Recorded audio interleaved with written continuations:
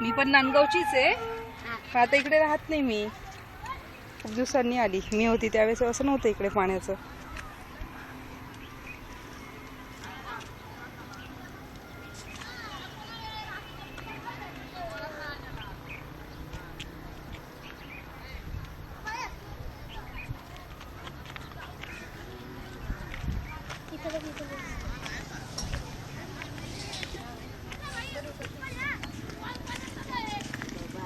हे पण असं मधूनच येतं का पाणी इकडनं? हो ना, काय माहिती कुठून येतं. काय करते अगं, वापरायला, भांड्याला, धुण्याला तेवढंच, म्हणजे आंघोळीला तर. अहो आम्ही आज आलो, काल रात्री आलो आजी. आम्ही आंघोळच नाही केली पाण्यासाठी, फक्त हातपाय तोंड धुतले आणि तसंच निघालो. कसं चालन बाई, आपलं पाणी कुठून येतं, काय येतं, काय मतदान